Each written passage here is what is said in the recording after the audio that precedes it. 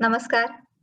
कलापुष्प आयोजित ज्ञानेश्वरीवरील व्याख्यानांमध्ये आज आपण ऐकणार आहोत मनीषा ताईकडून ज्ञानेश्वरीमधील पावसाची गाणी. तर मनीषा, तू सुरू कर. मी आता व्हिडिओ बंद हो, करते हो, आणि हो. तू बोलशील. ज्ञानेश्वरीमध्ये खूप सगळे दृष्टांत एकामागे एक येत राहतात, हे तर आपल्या सगळ्यांना माहितीच आहे. आणि दृष्टांत देण्याची पद्धतच अशी असते, की सर्वसामान्य माणसांना जी गोष्ट माहिती आहे, तो दृष्टांत देऊन सांगितला, की एखादी न कळणारी गोष्ट सुद्धा सहज समजेल, ह्याच्यासाठी दृष्टांत दिले जातात. सध्या पावसाळा सुरू आहे, आषाढ महिना. त्यामुळे आषाढातला पाऊस हा बरसणारा पाऊस आणि त्या बरसत्या पावसाची कितीतरी किंवा बरसत्या पावसाचे अनेक दृष्टांत ज्ञानेश्वरीत वेगवेगळ्या कारणाने दिलेले आपल्याला दिसतात. सगळ्यात आधी म्हणजे पाऊस पडल्याशिवाय धान्य पिकू शकत नाही आणि धान्य नाही तोपर्यंत माणसाला खायला मिळणार नाही. ह्याचा उल्लेख ज्ञानेश्वर इतका सहज करून देतात. ते म्हणतात की वर्षाकाळ आणि मेघ यांचा अजब रसायन आहे. हे जे मेघ आहेत ते वर्षाकाळात दाटून आले, की ते मेघ बरसतात, पाऊस पडतात. पृथ्वीवरती जणू नवसंजीवनी मिळते आणि अनेक धान्य पृथ्वीवर उगवायला लागतात. आणि ही धान्य मग नंतर खाल्ली जातात आणि हा जो पाऊस असतो हा सुखावह होऊन जातो. ते म्हणतात वर्षीय आणि जे मेघू मेघे वृष्टी प्रसंगू. वर्षाकाळ आलेला आहे आणि मेघ दाटून आलेले. मेघ दाटून आले की त्याच्यातून पाऊस पडतो, पावसाची वृष्टी होते. वृष्टीस्तव भोगू स्वस्ते सुखाचा. ही वृष्टी होते आणि मग धनधान्य विपुल प्रमाणात निर्माण होतं आणि या धनधान्याचं सुख मग आपण भोगत राहतो. आषाढ महिन्यात पडणाऱ्या पावसावरती सगळं अवलंबून असतं, की आषाढ महिन्यात पाऊस किती पडतोय. 4 महिन्यात तर पाऊस पडलाच पाहिजे, पण आषाढ महिन्यात भरपूर पाऊस पडतो आणि मग आषाढ महिन्यातले मेघ कसे आहेत हे सांगताना ज्ञानेश्वर म्हणतात अनियम आषाढ मेघ, अमर्याद आषाढ मेघ आहेत आणि हे अमर्याद आषाढ मेघ येतात आणि पृथ्वीवरती बरसतात. आषाढ मेघ अमर्याद असतात हे सांगताना हे त्यांना सांगायचं की आषाढ मेघ अमर्याद प्रमाणात येतात हे आपल्याला सगळ्यांना माहिती आहे. आषाढात भरपूर पाऊस पडतो. तसं ते म्हणतात की मनामध्ये ज्यांच्या कामवासना निर्माण झालेली आहे ना, ह्या कामवासना त्या आषाढ मेघासारख्या आहेत, बरसतच राहतात. ह्या कामना कमी होतच नाहीत. म्हणतात अनियम आषाढ मेघ का समुद्रोर्मी अभंग. की समुद्रावरच्या लाटा जशा कायम येतच राहतात. तैसे कामकी अनेक अखंड काम. ज्यांच्या मनामध्ये काम आहे ते सतत कसली ना कसली तरी इच्छा करत राहतात, कसली ना कसली तरी कामना करत राहतात. ह्याच आषाढ मेघांचं उदाहरण देताना पुढे ते 15व्या अध्यायात जेव्हा संसार वृक्षाचं वर्णन करतात, तेव्हा ते म्हणतात हा संसार वृक्ष कसा फुललेला आहे, तर ह्याची फांदी कुठे निर्माण होते आणि कशी नाहीशी होते हे कळतच नाही. एका क्षणामध्ये अनेक पानं, अनेक फांद्या निर्माण होतात आणि दुसऱ्याच क्षणी त्या नाहीशा होतात. पण त्या नाहीशा झालेल्या कळतच नाहीत, कारण त्याची जागा पुन्हा एकदा अनेक फांद्या आणि पानं घेत असतात. ही आत्ता इथे शाखा होती, ती गेली कुठे हे कळत नाही. आणि अनेक शाखा निर्माण कशा झाल्या हे सुद्धा कळत नाही. ह्याचं उदाहरण हे सांगताना ते आषाढ मेघांचं उदाहरण देतात. आता या संसार वृक्षाच्या शाखा आहेत. ते म्हणतात परी एकी केधवा गेली, की इथे ही शाखा होती, ही आत्ता क्षणात नाहीशी झाली. शाखा कोडी केधवा झाली, की कोट्यावधी शाखा कशा निर्माण झाल्या हेही कळत नाही. हे कसं कळत नाही, तर हे नेणवे जेवी उमलली आषाढ अभय. की आषाढ महिन्यातले मेघ जसे अमर्याद येत राहतात आणि कोणता मेघ कधी आला आणि कधी गेला बरसून हे समजतच नाही. पुन्हा एकदा आभाळ संपूर्णपणे त्या आषाढ मेघांनी भरलेलं असतं. तसा हा संसार वृक्ष सतत निर्माण होत असतो आणि सतत नाहीसा होत असतो. पण तो नाहीसा झालाय हे लक्षात सुद्धा येत नाही. आता आषाढ महिन्यातल्या पावसाचं वर्णन करताना ते असं म्हणतात की आषाढ महिन्याचा पाऊस पडला ना की पर्वत जणू काही सगळे सचैल पाण्याने नाहतात. ते म्हणतात आषाढाचे नि जळे, आषाढातला पाऊस पडला जैसी झिरपती शैलाची मोवळे.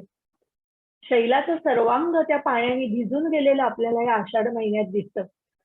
आषाढ महिन्यात शैलाचं सर्वांग भिजून जातं आणि मग त्याच्यावरती कोवळे अंकुर फुटायला लागतात. ज्ञानेश्वरीत आपल्याला एखादा असा नवीन शब्द सुद्धा पटकन लक्षात येतो. तो म्हणजे ते म्हणतात धाराधर. मेघाला धाराधर म्हणतात की ज्यांनी पावसाच्या धारा स्वतःमध्ये धरून ठेवलेल्या आहेत तो धाराधर. आणि म्हणून मग पावसाळ्याला ते धाराधर काळ असं म्हणतात की जिथे मेघामध्ये पावसाच्या धारा साठवून ठेवल्या जातात असा जो काळ आहे ना तो पावसाळ्याचा काळ आहे. पर्जन्याच्या धारा मोजता येतात का? आता आपल्याला विभूती योग ते सांगतायत. ते म्हणतात माझ्या विभूती मी सांगायला गेलो तर विभूती किती सांगू? तुझ्या अंगावरती किती केस आहेत हे तुला मोजता येईल का? तर ते केस तुला जसे मोजता येणार नाहीत तशा माझ्या विभूती तुला कळणारच नाहीत. किती आहेत तर त्या असंख्य आहेत, अमर्याद आहेत. खरं तर प्रत्येक वस्तूमध्येच मी आहे. पण तरी सुद्धा माझा जिथे ऐश्वर्य योग तुला जाणवेल अशा विभूती सांगायला गेलं तरी सुद्धा त्या इतक्या अनेक आहेत की तुला कळणारच नाहीत की त्या मोजता येणार नाहीत. असं सांगताना ते म्हणतात की पै पर्जन्याची या धारा वरी लेख करवेल धनुर्धरा, की पावसाच्या धारा पडतायत तर त्या मोजता येतील का? तर त्या जशा मोजता येणार नाहीत ना तसंच माझ्या विभूती किती आहेत हे तुला मोजता येणार नाही. पै पर्जन्याची या धारा वरी लेख करवेल धनुर्धरा. आता या पर्जन्याच्या धारा पृथ्वीवरती पडल्या आणि मग पृथ्वीवरती अनेक तृणांकुर निर्माण झाले. म्हणून मग पुढच्याच त्या ओवीच्या अर्ध्या भागात ते म्हणतात की का पृथ्वीची या तृणांकरा होईल की पृथ्वीवरती किती तृणांकुर उगवलेत ते मोजता येईल का? पावसाच्या धाराही मोजता येणार नाहीत आणि त्यापासून निर्माण होणारे पृथ्वीवरचे तृणांकुरही मोजता येणार नाहीत. तशा माझ्या विभूती आहेत, ह्या विभूती तुला कधी मोजताच येणार नाहीत. आता धारा पडायला लागलेल्या आहेत तर धाराधर वर्षाव करायला लागलेला आहे, मेघ वर्षाव करायला लागलेला आहे. मग ते म्हणतात धाराधर धारी, की धारांनी वर्षाव करायला सुरुवात केली, मेघांनी वर्षाव करायला सुरुवात केलेली आहे. झळंबलिया वसुंधरी, आणि मग पृथ्वी जी आहे ती पाण्याने जणू काही सचैल स्नान तिने केलेलं आहे, ती पाण्याने भरून गेलेली आहे. उठीजे जेवी अंकुरी नानाविधी, आणि मग तिच्यावरती अनेक अंकुर निर्माण होतात. 13व्या अध्यायात क्षेत्रज्ञाबद्दल बोलताना ज्ञानेश्वर म्हणतायत आणि मग ते म्हणतात की अनेक पावसाच्या धारा पडत राहतात पण ती पावसाची धार जरी सरी त्या वेगवेगळ्या दिसल्या तरी सुद्धा त्या सगळ्यांमध्ये असलेलं पाणी जसं एकच आहे तसं धारांमुळे ह्या धारा पृथ्वीवर पडल्यामुळे अनेक जीव किंवा अनेक प्रकारची झाडं निर्माण होतात.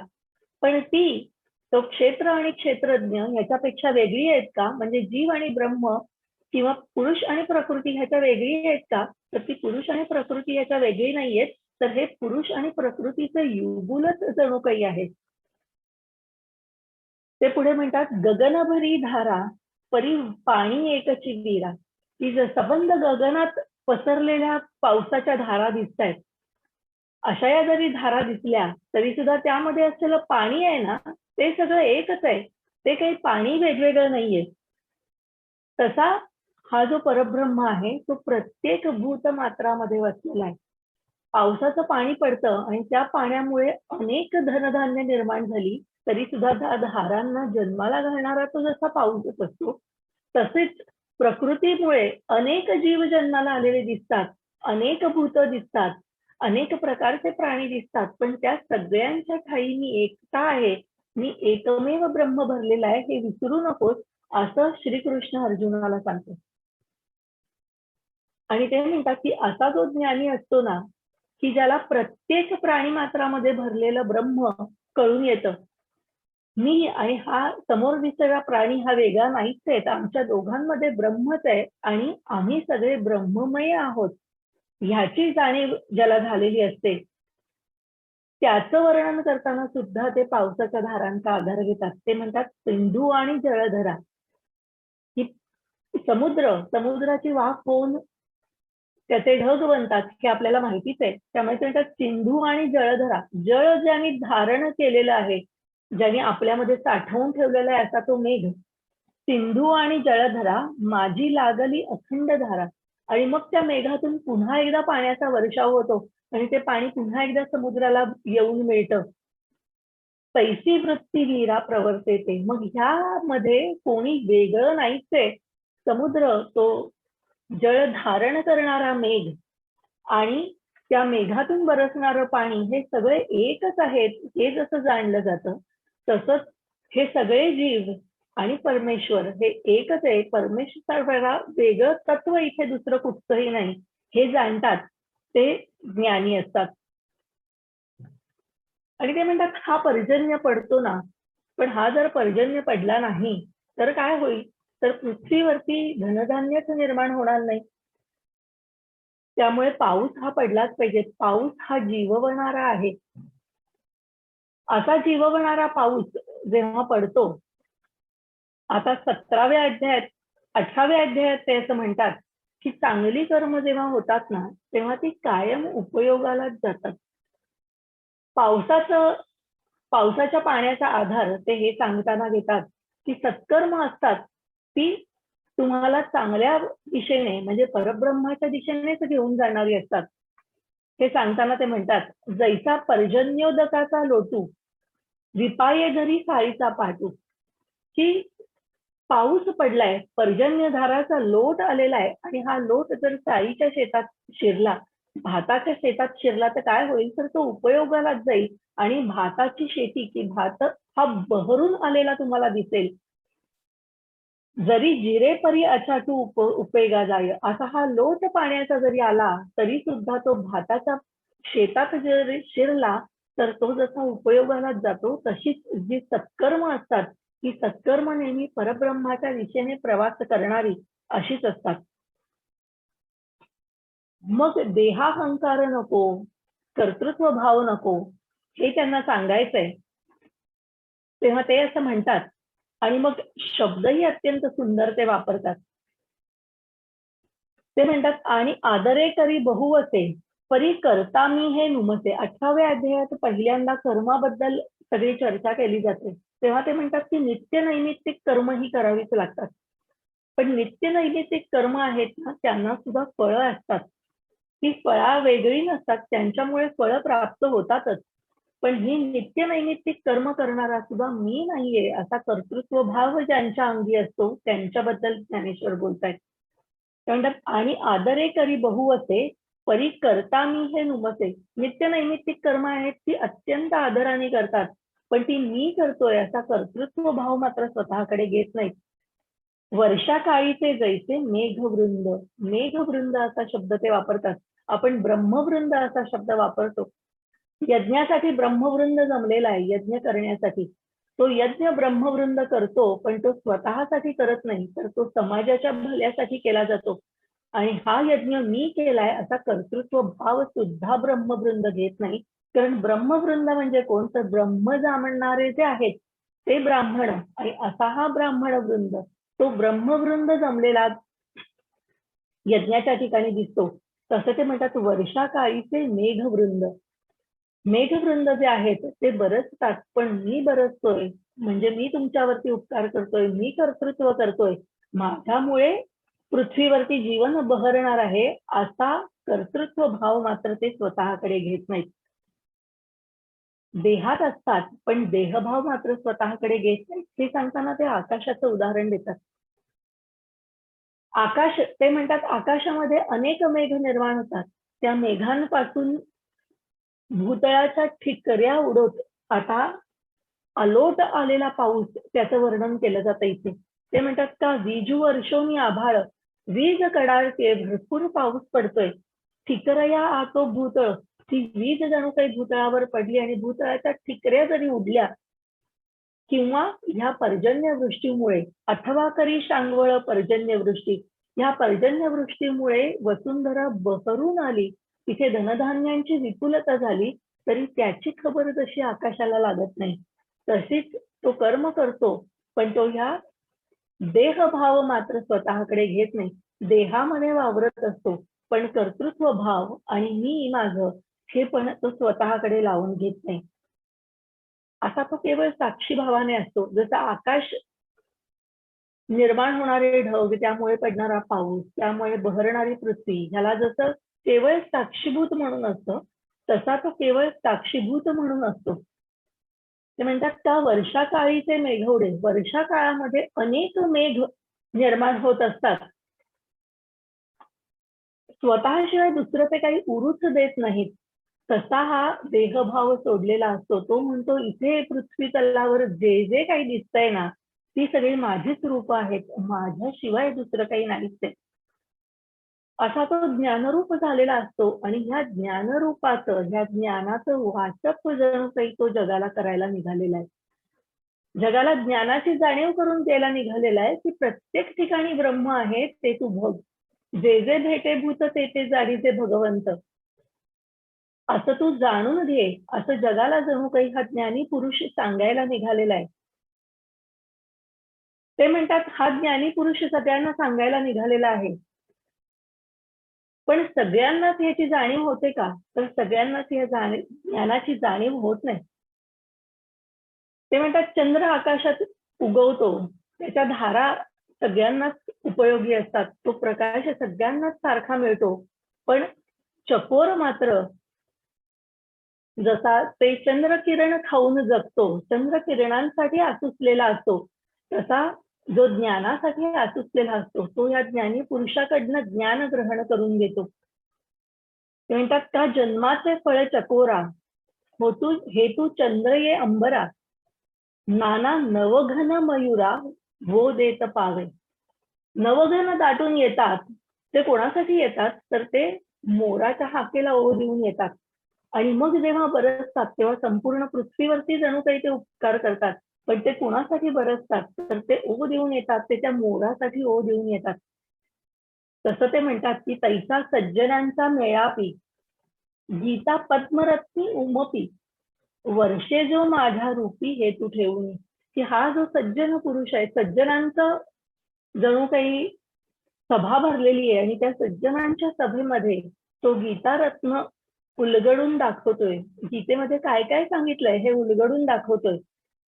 वर्षाव करतो जणू काही गीतारत्नाचा, गीता पदरत्नांचा त्या श्रोत्यांवरशी वर्षाव करतो. वर्षे जो माझ्या रूपी हेतू ठेवून.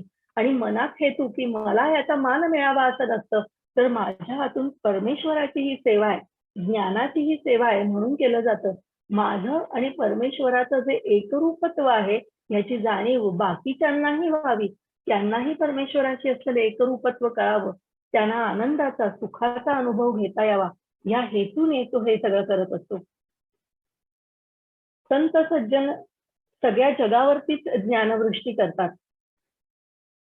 याचं वर्णन करताना ते म्हणतात की सगळ्या जगावरती ते ज्ञानाची वृष्टी करतायत, पण जसा चंद्राचा प्रकाश चकोराला उपयोगाला जातो किंवा पाऊस याची चातक जशी वाट बघत असतो, तसा जो ज्ञानाची वाट बघत असतो तो या ज्ञानी लोकांपासून ज्ञान ग्रहण करतो. पण हे जे ज्ञानी पुरुष आहेत, जे संत सज्जन आहेत, ते सगळ्या जगावरती या ज्ञानाचा वर्षाव करत असतात. ते म्हणतात जो मेघ आपुलिये प्रौढी. आता पुन्हा एकदा मेघाचा दृष्टांत. तिथे म्हणतात की मेघ हा अत्यंत उदार आहे. 9व्या अध्यायात सुद्धा असं म्हटलं जातं की संत हे मेघापेक्षा सुद्धा उदार आहेत. मेघ जसा उदारपणे वर्षाव करतो, तसा संत सज्जन हे उदारपणे ज्ञानाचा वर्षाव सगळ्या जगावरती करत असतात. जो मेघ आपुलिये प्रौढी, जगाची आरती दवडी. जगाची जी आर्त असते की पाऊस पडू देत म्हणजे नवजीवन फुलेल, ही जी जगाची आर्त असते ती आर्त जशी पूर्ण करतो, ती इच्छा जशी पूर्ण करतो. वाचून चातकाची तहान केवढी तो वर्षाव पाहुनी. चातकाची तहान केवढी आहे, चातक किती थेंब पिणार आहेत, पण त्या चातकासाठी तो मेघ वर्षाव करतो आणि त्यामुळे संपूर्ण जगाची तहान तो जणू काही पूर्ण करतो. चातकाचे आणि पावसाचे दृष्टांत ज्ञानेश्वर देतातच. ते म्हणतात पृथ्वी निवगुनी सागर, पृथ्वीला शांत करून सागर सुद्धा तो मेघ आहे हा भरून टाकतो. पृथ्वी निवगुनी सागर, भरिजती येवडे थोर. पाऊस पडतो, पृथ्वी निवगून सागर सुद्धा पूर्ण भरून टाकतो. वर्षे तेथ निशांतर चातकुकी. पण मिश कुणाचं आहे तर ते चातकाचं आहे. चातकाला हा पाऊस मिळावा म्हणून मेघ वृष्टी करतो आणि तो पृथ्वीलाही शांत करतो आणि समुद्रही भरून टाकतो. आणखीन एक चातकाचा दृष्टांत देताना ते म्हणतात, एरवी एकल्या बापयाची या तृषे. एकट्या चातकाला तृषा लागलेली आहे. तो पावसाची वाट बघतोय की पावसाचं पाणी आल्याशिवाय मी पाणी पिणार नाही असं म्हणणारा फक्त चातक आहे. एरवी एकल्या बापयाची या तृषे, मेघ जगापुरते काय न वर्षे. मेघ जगापुरतं वर्षाव करतो. परी जाहली ही वृष्टी उपखे जरी खडकी होय. की सबंध जगावरती पाऊस वर्षाव करतो, पण हाच जर पाऊस खडकावर पडला तर मात्र तो फुकट जातो.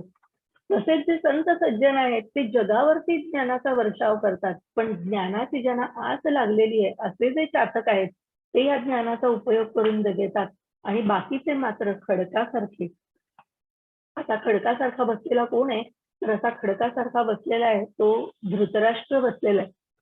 धृतराष्ट्राला संजयाकडून श्रीकृष्ण अर्जुनाचा संवाद ऐकायला मिळतोय, पण ह्या ज्ञानाचा फायदा आपण घ्यावा असं त्याला वाटतच नाहीये. खरं तर त्याचं मन त्या ज्ञानात रमतच नाहीये. त्याचं मन मात्र त्याच्या मुलांकडे लागलेलं आहे की माझ्या मुलांच्या विजयाची वार्ता मला ऐकू यावी असं धृतराष्ट्राला सारखं वाटतंय. आणि संजय मात्र या ज्ञानाच्या वर्षावामध्ये नाहून निघतोय. याचं वर्णन करताना ज्ञानेश्वर म्हणतात, तेथे संजयो माथा चुकीला, हा अमृताचा पाऊस वर्षला. आता इथे ज्ञानाचा जो पाऊस आहे तो अमृताचा पाऊस म्हणून ज्ञानेश्वर त्याचं वर्णन करतात. अमृताचा पाऊस पडलाय जो सगळ्यांना जीववणारा आहे, पण त्या पावसाचा त्या अमृताची चूळ घेतली गेली पाहिजे ना. म्हणून मग संजय म्हणतो की हा अमृताचा पाऊस वर्षाव केलेला आहे की हा एथ असुतुची गेला सेजिया गाव. की हा धृतराष्ट्र इथेच बसलेला आहे पण जणू काही शेजारच्या गावाला तो गेलेला आहे. हा जे ज्ञान सांगतोय त्याच्याकडे त्याचं लक्षच नाहीये. खडकी जैसे वर्षले ते फुकटच जाणार. खडकावरती वर्षाव झाला तर तिथे तृणांकुर नवीन निर्माण होऊ शकत नाही. ह्या भक्तीचं वर्णन करताना पुन्हा एकदा जो भक्त असतो त्याच्या भक्तीचं वर्णन करताना पुन्हा एकदा पावसाचा दृष्टांत ज्ञानेश्वर देतात 12व्या अध्यायात 11व्या अध्यायात. आता 12व्या अध्यायामध्ये भक्ताचं वर्णन केलं जाणार आहे. देव आणि भक्ताचं युगुल सांगितलं जाणार आहे. त्याची सुरुवात 11व्या अध्यायाच्या शेवटी होती आणि श्रीकृष्ण अर्जुनाला सांगतो की माझं विश्वरूप कोण बघू शकतं. एक तू बघू शकलास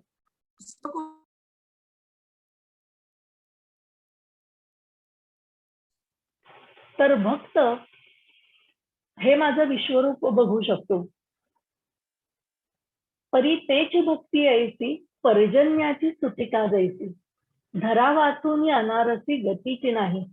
तो भक्त कसा आहे तर त्याच्या पावसासारखा आहे. त्याची भक्ती संपतच नाही. त्याच्या भक्तीच्या धारा सतत वाहत येतात आणि जसा पावसाच्या धारांना पृथ्वीशिवाय आधार नाही तसा याच्या भक्तीला परमेश्वराशिवाय आधार नाही. आता 13व्या अध्यायामध्ये भक्त असं म्हणतोय, इथे जसं सांगतात ते की पर्जन्याची सुटिका जैसी. पर्जन्य पडायला सुरुवात झालेली आहे. पर्जन्याच्या धारा आहेत त्या कुठे पडणार तर त्या पृथ्वी तळावरतीच पडणार. धरा वाचून अनारसी गतीची नाही, पृथ्वी तळावरच पडणार. शिष्याला हे माहिती आहे. तो म्हणतो गुरु कृपामृत. तो आता कल्पना करतोय की मी गुरुशी कसा एकरूप होणार आहे. तर गुरु माझ्यावरती जणू काही ज्ञानाचा अमृताचा त्याच्या कृपादृष्टीचा वर्षाव करणार आहे. गुरु स्नेहाचे वृष्टी त्याच्या स्नेहाचा वर्षाव करणार आहे. तर मग मी काय होईन तर मी पृथ्वी होईन तळवटी. मी पृथ्वी होऊन त्याला सामोरा जाईल आणि त्याच्या कृपादृष्टीचा जितका वर्षाव होईल ना तो जशी पृथ्वी पावसाच्या धारांना झेलते तशी हे मी कृपावृष्टी माझ्यावरती झेलून घेईन. ऐसिया मनोरथांची या सृष्टी अनंतरची. असा हा शिष्य मनामध्ये कल्पना करतोय की गुरु स्नेहाचा पाऊस पडेल आणि मी पृथ्वी होऊन तो स्नेह धारण करीन. आता दुसऱ्या तऱ्हेने सुद्धा या पावसाचं वर्णन केलं जातं. माया नदीचं वर्णन करायचं आहे. माया नदी दुथडी भरून वाहते. मग इथे पाऊस कसला पडलेला आहे माया नदीमध्ये, तर तो त्रिगुणाचा पाऊस पडलेला आहे. अनेक घन दाटून आलेले आहेत आणि मुसळधार पाऊस पडतोय. हा मुसळधार पाऊस आहे तो गुणधनांचा आहे. म्हणून जे गुणधनाचे वृष्टी भरे, गुणधनांची वृष्टी सुरू झालेली आहे. अफाट पाऊस पडतोय आणि त्याच्यामध्ये सगळे यमनियम आहेत ते वाहून चाललेत. मला ज्ञानापर्यंत पोहोचण्यासाठी ज्या ज्या काही साधना करायच्या आहेत ना, त्या ह्या गुणांच्या, त्रिगुणांच्या पावसामध्ये वाहून जातात असं ते म्हणतात.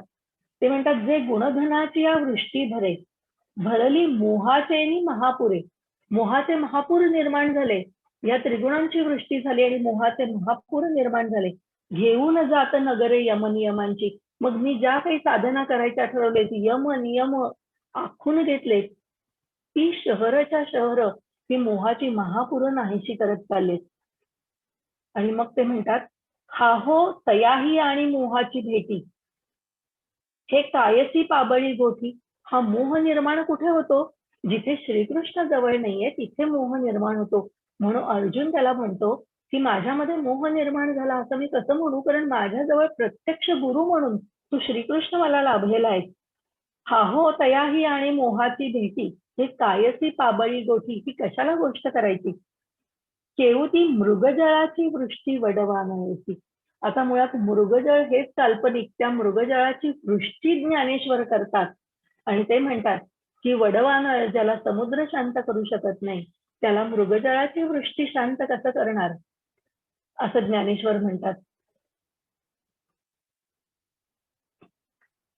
असे पावसाचे अनेक दृष्टांत ज्ञानेश्वरीमध्ये येत राहतात.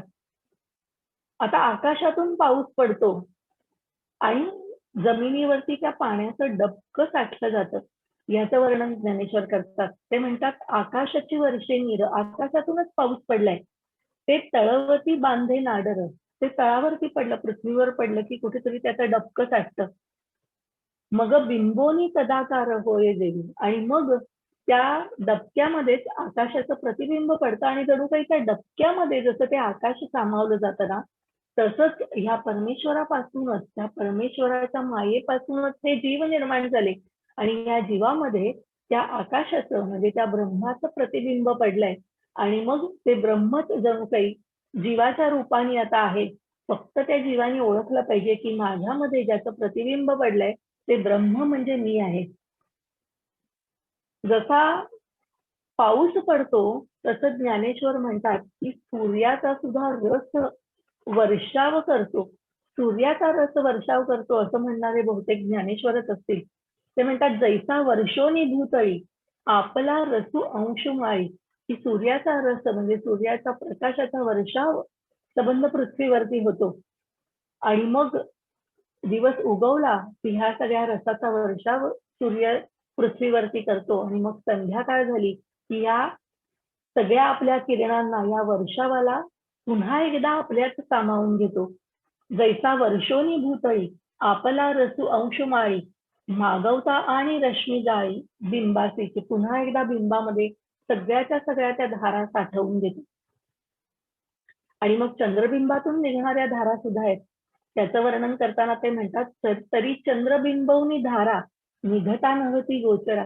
चंद्रबिंबातून प्रकाशाच्या धारा निघतात, त्या डोळ्याला दिसतात ना त्या धारा निघालेल्या, तर डोळ्याला, आपल्या डोळ्याला दिसत नाहीत पण ते म्हणतात त्या चकोराला बरोबर दिसतात. पाही एक सरे चकोरा निघती दोंदे. त्या चकोर ते चंद्रकिरण खाऊन अत्यंत तुष्ट होतात.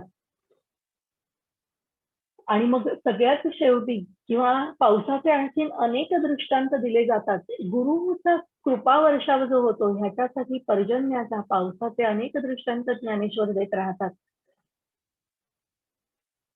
काही दृष्टांत आपण कदाचित पुढच्या वेळेस बघू. आणखीन एक ओवी सांगून मी थांबते. ते म्हणतात जया अमृत लेशा लागी कायाच, तयाचा पाऊस केला चारी मास. अर्जुन आता वर्णन करतोय की तुम्हाला विश्वरूप दाखवलंस, तू माझ्यावर किती उपकार केलेत. तर अमृताचा एक थेंब मिळावा म्हणून प्रयत्न करतात, पण तू जणू काही 4 मास अमृताचा पाऊस पाडलायस. पृथ्वी वाहून चासे चास चिंतामणी पेरले. पृथ्वी जणू काही त्या पृथ्वी नांगरली गेली आणि त्या नांगरणीमध्ये जणू काही चिंतामणी पेरलेत. माझ्या मनात जी इच्छा होईल ती पूर्ण होणार आहे. तसंच एका ठिकाणी श्रोते ज्ञानेश्वरांना असं म्हणतात, की अमृताची सात वाकुडी लागो का अनुभडी. ज्ञानेश्वर श्रोत्यांना म्हणतात, की मी जास्त तर बोलत नाहीये ना. तेव्हा श्रोते ज्ञानेश्वरांना असं म्हणतात, की अमृताची सात वाकुडी. अमृताचा 7 दिवस सतत पाऊस पडला तर कोणी नको म्हणणार आहे का? तर तो अमृताचा पाऊस पडतच राहू दे. असं जसं वाटतंय, तसंच तुझं बोलण्याचा वर्षाव होत राहू दे असं आम्हाला वाटतं. आज मी इथे पावसाच्या संदर्भाने येणारे दृष्टांत घेण्याचा प्रयत्न केला. आणखी अनेक दृष्टांत आहेत. पुन्हा एकदा परत कधीतरी आपण पावसाचे येणारे दृष्टांत ह्याच ठिकाणी बघूया.